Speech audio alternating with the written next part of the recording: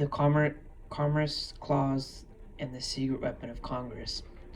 The Commerce Clause refers to Article 1, Section 8, Clause 3 of the United States Constitution, which gives Congress the power to regulate commerce with foreign nations and among the several states and with the Indian. The Congress has often used the Commerce Clause to justify exercising legislative power over the activities of the states and their citizens, leading this to significant and ongoing things regarding this balance of power between the federal government and the states. The Commerce Clause has historically been viewed as both a grant of congressional authority and as a restriction on the regulatory authority of the states. Now, the Dormant Commerce Clause actually refers to the prohibition and implicit to the Commerce Clause against the states passing legislation and discriminates against and excessively burdens interstate commerce.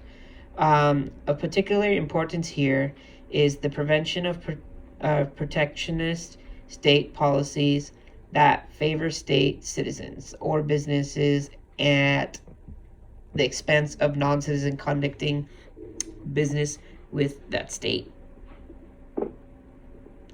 I read that the Supreme Court struck down a Massachusetts state tax on milk products as this tax impeded interstate commercial activity by discriminating against non-Massachusetts, which is something really strange. Now, the meaning of commerce, actually, let's move on from that.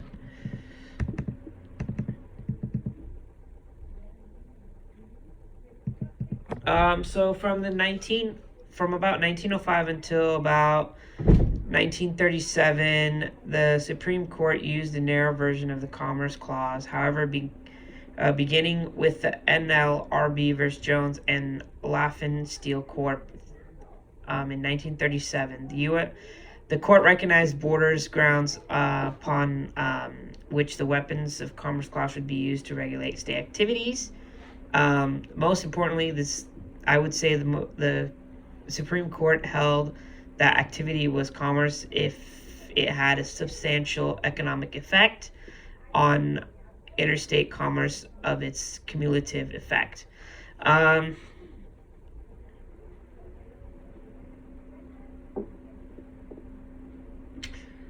Filburn of 1942 actually demonstrated the court's willingness to give a broad interpretation of the Commerce Clause, recognizing the development of dynamic and integrated national economy.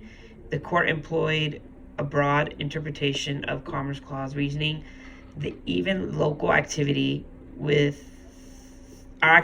likely affect the larger interstate commercial economic scheme, my belief.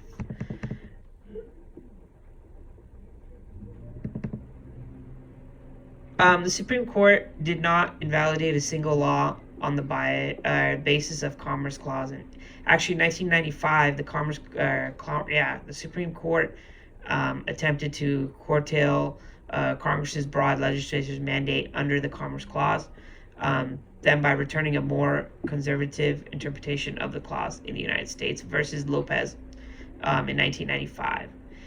The defendant in this case was charged with carrying a handgun to school as a violation of the Federal Gun-Free School Zones Act of 1990. The defendant argued that the federal government had no authority to regulate firearms in local schools, while the government claimed that this has fell under Commerce Clause, arguing the possession of a firearm in a school zone would lead to violent crimes, thereby affecting general economic conditions. The Supreme Court also rejected the government's argument, holding that the Congress only has the power to regulate the channels of commerce.